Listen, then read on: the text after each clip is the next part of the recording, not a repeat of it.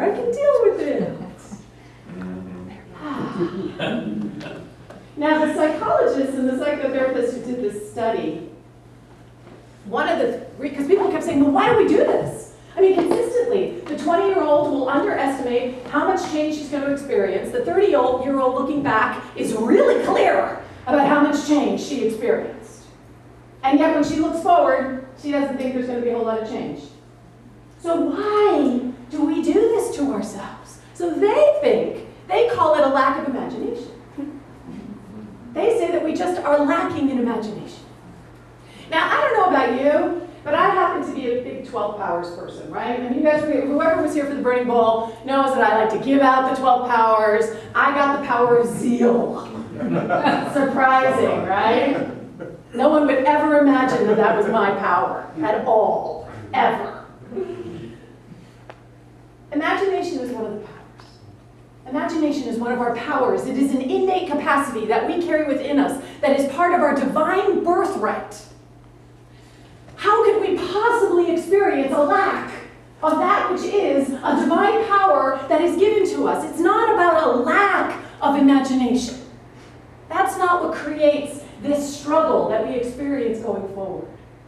What I believe creates this struggle and this experience going forward is that imagination on its own is not enough.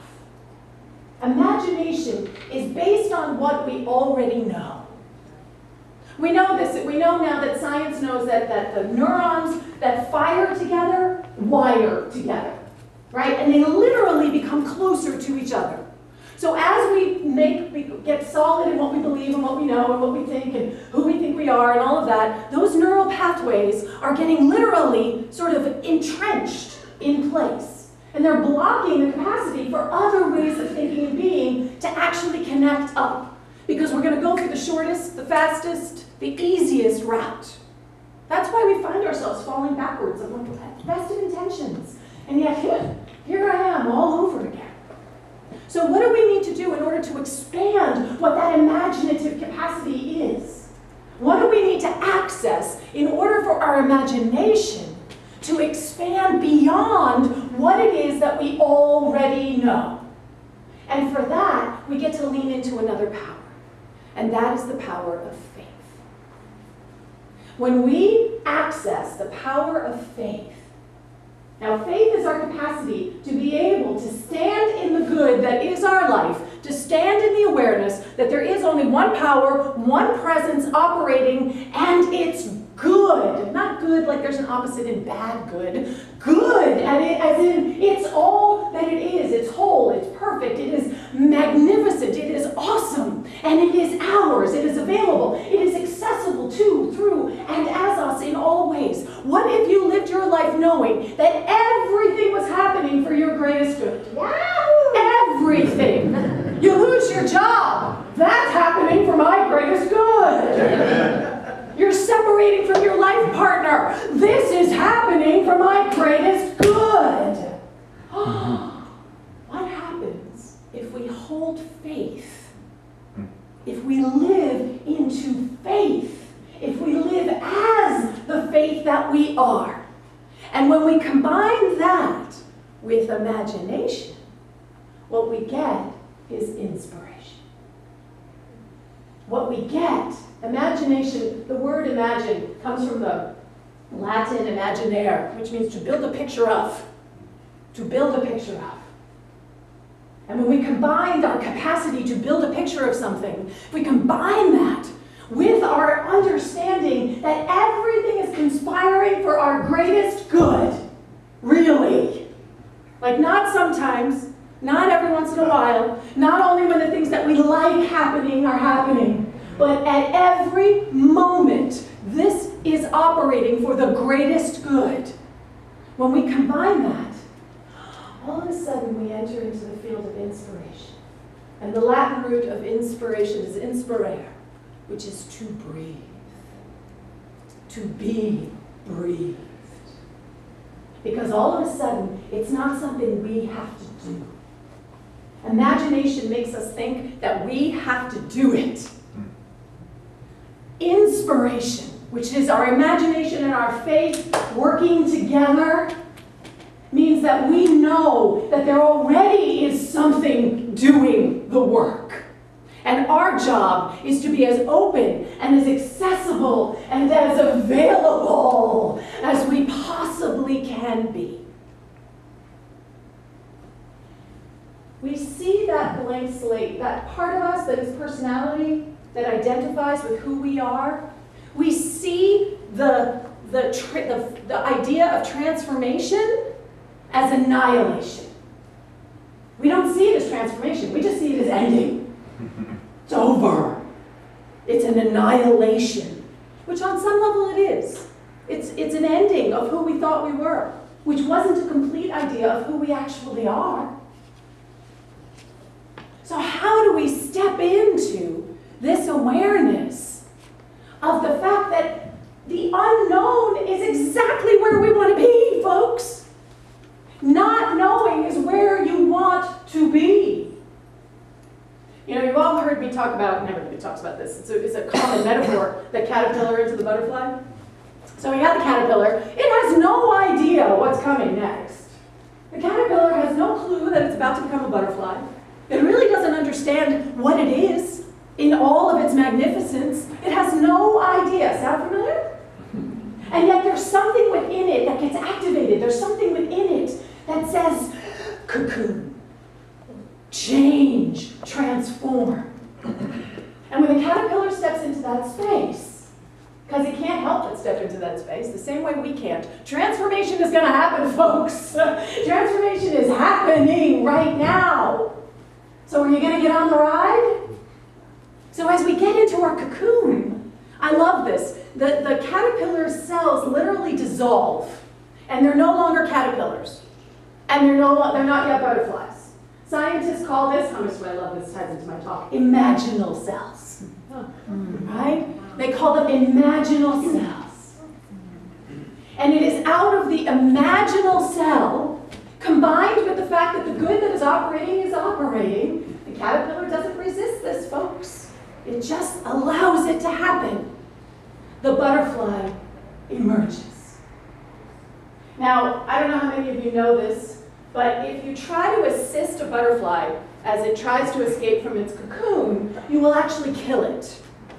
Because there's dust on its wings, and as it's struggling, in the struggle to get out of the cocoon, it's actually shaking that off and drying out the wings in the process. And without that struggle, the butterfly will not be able to take flight, will not be able to soar. So the struggle itself, guess what? It's all for the butterfly's greatest good. This is what's going on for you. Whatever struggle you're in the midst of, whatever feels so overwhelming that you wish somebody would come along and just crack that open for you, guess what? It is preparing you in a way that you are called to be prepared, so that you can soar, so that you can fly, so that you can be the butterfly that only you can be, that no one else can be. So how do we do this? I mean, the imagination part, I think, is like, we practice imagination from when we're little kids. Imagine we're playing house, right? We practice imagination from the time we're little children. The thing we don't practice is the surrender, right? The faith. So how do we, as a community, practice that part? How do we know and hold for ourselves that the good that is present as our life is present right now? How do we do that? And this is not rhetorical. How do we do it? You guys tell me. What do we do? Synchronicity. What does that mean? Seeing, noticing the meaningful coincidences in your life. I love that. Keep going. That always seem to be symbolic. Right? We are speaking to ourselves. The divinity that we are is speaking to ourselves in ways that we can understand. Really. The divine being that we are is not trying to fake us out.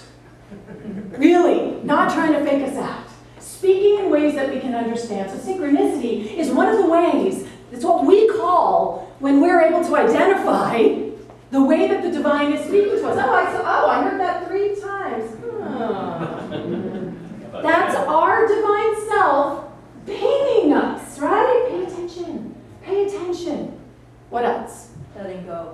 letting go. What do you mean by that, Susan? Just not hanging on to what has been, or even to your idea of what can be. Ha ha ha ha, yeah. Letting go, right? In the moment when we find ourselves, how many people have experienced this? Moment of trauma, moment of drama, and all of a sudden everything kind of locks in. Oh, yeah. Right? And we're like, it's got to look this way. If it doesn't look this way, it's going to be a mess. It's got to look this way. It has to go this way. Yeah. Right? What if we let it go? Right? What else? What else? Remind us that the good is present as our life. What? Notice what you're excited about. Yeah. What are the things that get you jazzed up? What are the things that make you kind of jump up and down and feel like Roma, dancing and experiencing, being joyous and gleeful? Guess what? That's important. That's, again, the divinity that you are speaking to you. Right? Listening. That's one of the things we do. We listen. We listen to our heart. Right? We listen to all of it. He has that part in here where he says the dust and grit of the journey. Right? The dust and grit of our journey is not separate from our journey. It is the journey. So we listen to it. Right? We let it open our hearts. What else do we do? Having faith that we're being guided. Yeah, we walk in that faith. And how do you do that? What is the practice that you do? I recognize it in a moment, even though it's painful. I'm like, okay, this must be guiding me to something better. Right? So we have affirmations. I hear an affirmation in there. Right? Do you hear the affirmation? Right? There's an affirmation. This is guiding me to something better. This is guiding me to something better. There is something in here. So we have our affirmations. We have the things that shore us up when we are feeling a little shaky. What else? When you receive what you ask for. And what happens when we receive what we ask for, Ben? It may not be exactly the way that you think it's going to come. So what do we have to do? You have to have faith. Well, when it comes to us, what do we have to do? Accept. Accept it! And not just accept it like, I guess I'll take that. All right, give me this little thing here. We have to accept it with gratitude. Gratitude. We have to stand in gratitude. We have to be grateful. If we're not grateful for the good that is already showing up as our life, guess what? Don't expect more. Don't expect any more. Thank you, Ben. Don't expect any more. We have to be grateful for what is good right now. Right now, we stand in the gratitude for what is good. Prayer, meditation, right here. Look at this. We come together in sacred community. This is how we remind ourselves of the good that is seeking to express as our life. It's part of the agreement we make when we step into a community like this. If I walk in with something that has broken me open, right? I can trust that this community is going to meet me with the good that is my life. It's not going to wallow around with me in my little pit of despair and everything else. It's going to stand on the edge of that pit and going to look down at me and go, "Oh, DeeAnn! Hello!" I'm Adele right now. Hello! Right? And you're going to throw the rope down. And the rope is, remember to pray, remember to meditate, remember your gratitude, remember that synchronicity is there, remember that we need to listen, remember that we are absolutely being guided at all times. This community is another way that we anchor ourselves.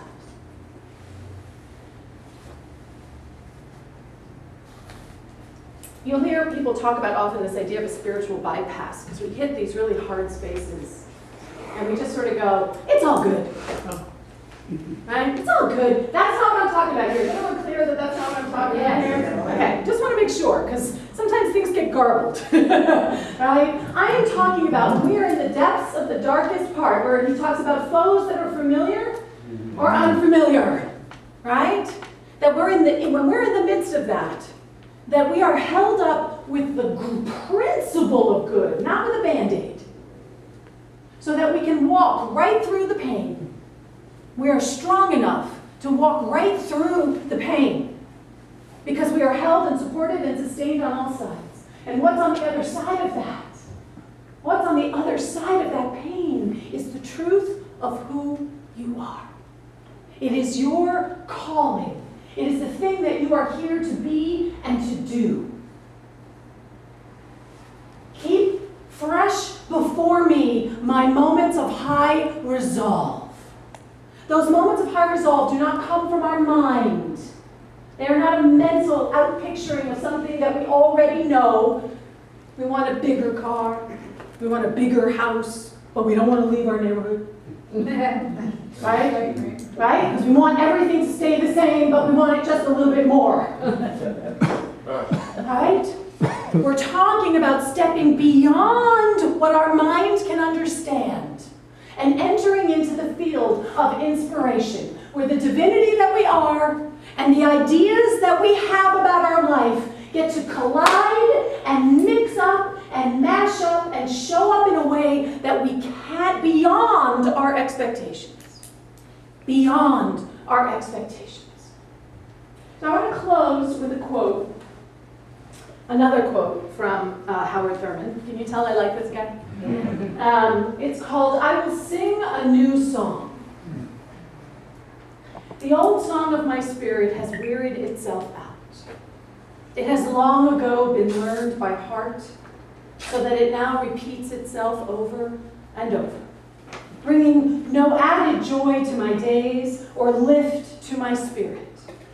It is a good song, measured to a rhythm to which I am bound by ties of habit and timidity of mind.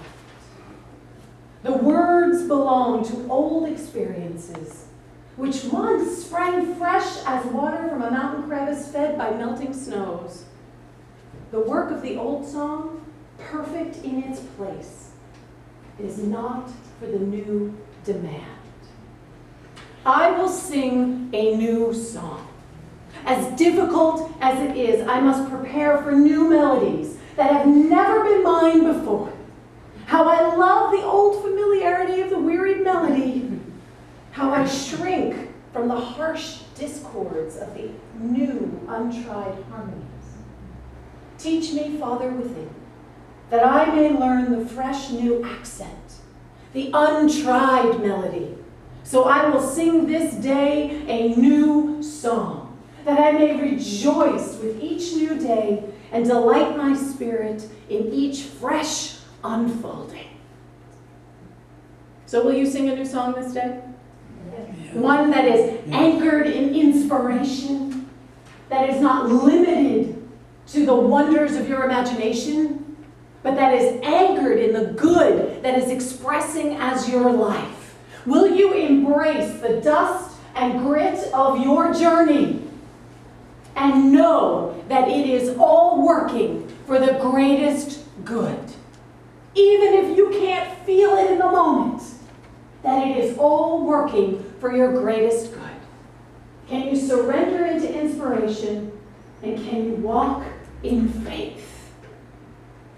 What is yours to sing? What is yours to sing this year? Let's take that into our time of meditation.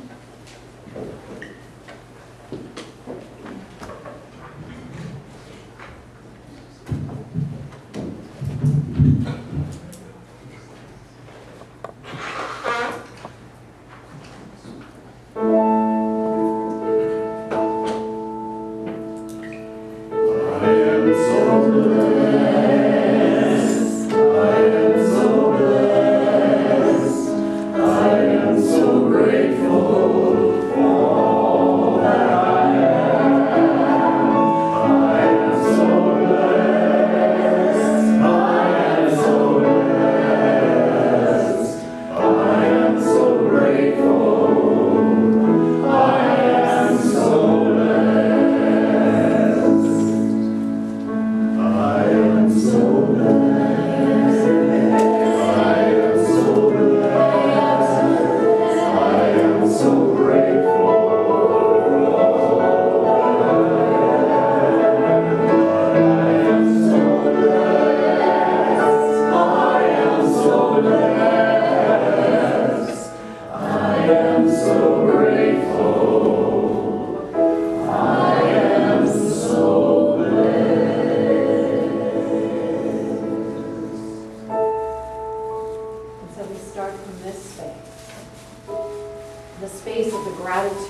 is our life.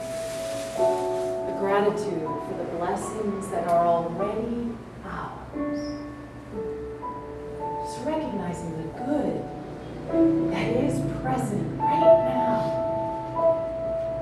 All the ways that we are supported. All the ways that we are held. Blessed, magnificently blessed. And I'm going to invite you from this space to open up your heart even more. Quiet your mind another notch. And really listen into the depths of your being. Who are you called to become this year? What are you called to stand as? What is your song?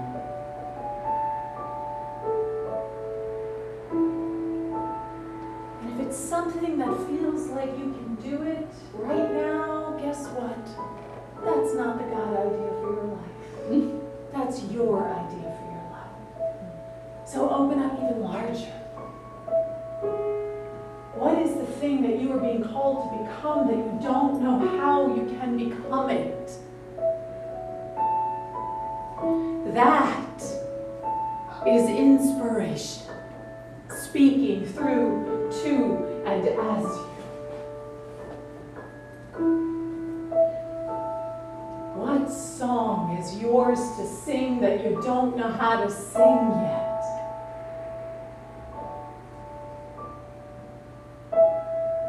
Take a breath with me, and we're going to sit in the silence for just a moment as we listen to our heart.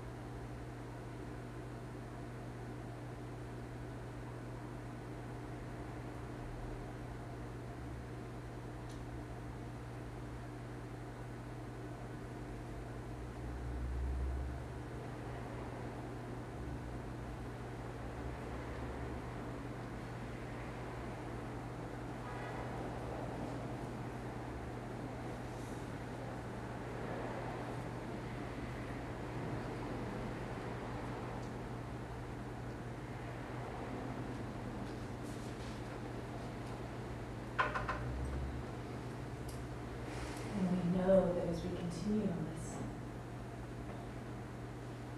as we continue to listen to that which seems, I don't know how, that at each point along the way, whatever it is we need is going to show up, is going to guide us, is going to align. And we don't need to know how. We are activating our faith that it is all supported, that the not knowing, we say yes to the imaginal selves that we are. We say yes to singing a new song. We say yes for the courage and the bravery to move through the cocoon so that we may take flight in a whole new way, knowing that every step, the dust and grit of this journey is perfect. So we breathe into that space. And I would like you to say after me, I am singing a new song. I am singing a new song. My moments of high resolve are fresh before me. My moments moments of high resolve are fresh before me. I am inspired. I am inspired. I say yes to change. I say yes to change. I am standing up. Let's stand up if you want to. I am standing up. I am singing a new song. I am singing a new song. My moments of high resolve are fresh before me.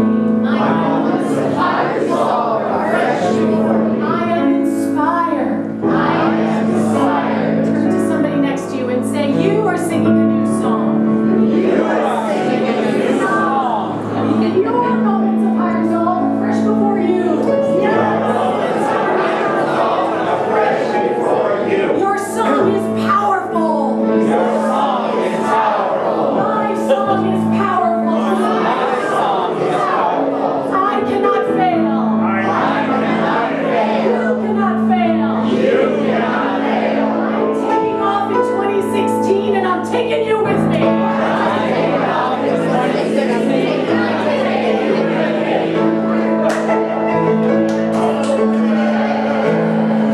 I am so blessed.